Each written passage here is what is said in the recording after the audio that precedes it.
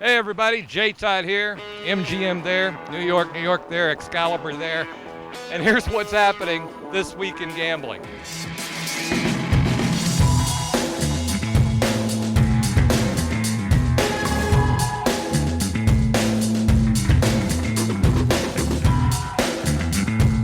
Hello friends, how the hell are you? J-Todd here with this week's gambling headlines. We've got stories from the United Kingdom to Costa Rica all the way to Las Vegas, Nevada. And we start with this week's big story.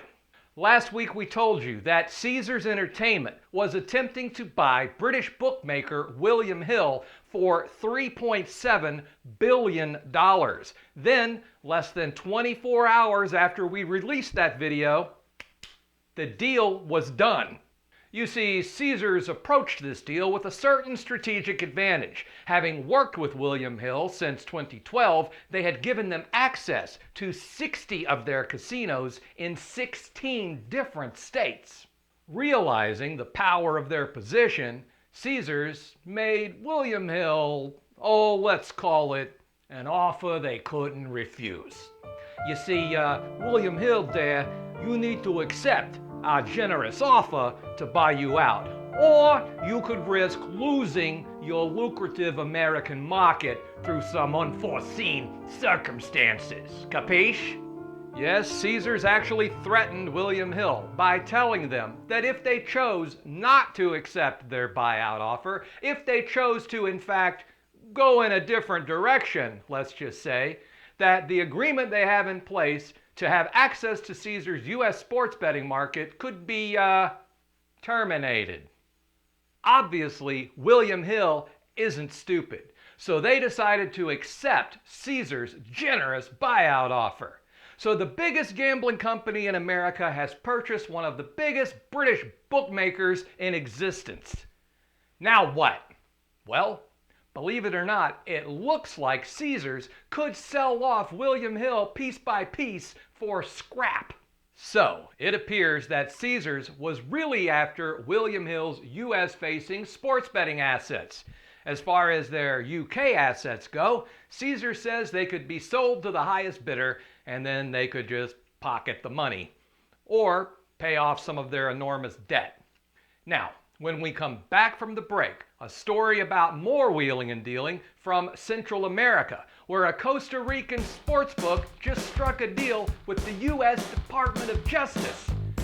You're going to want to hear about that. This week's exclusive promotion is for Unique Casino. Right now, Casino City has specials to play at the Unique Casino and other online sites. Visit online.casinocity.com for details.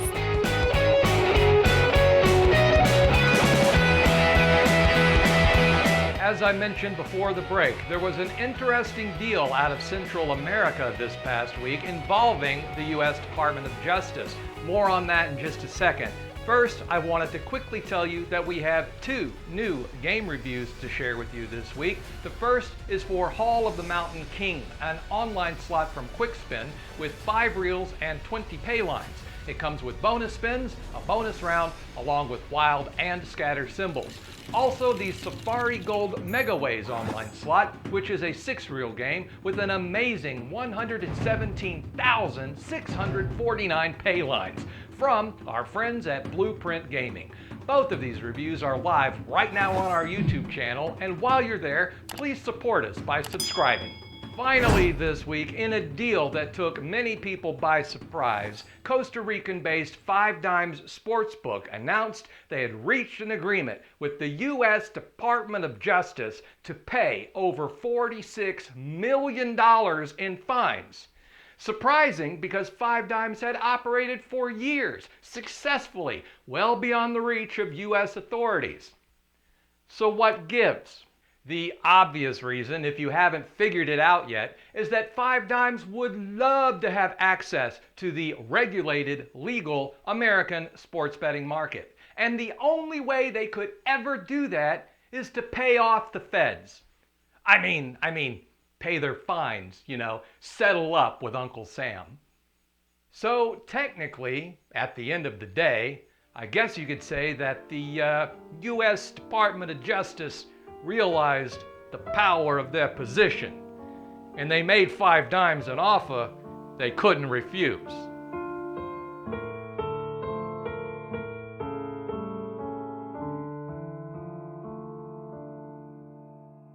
Everybody Wang Chung tonight.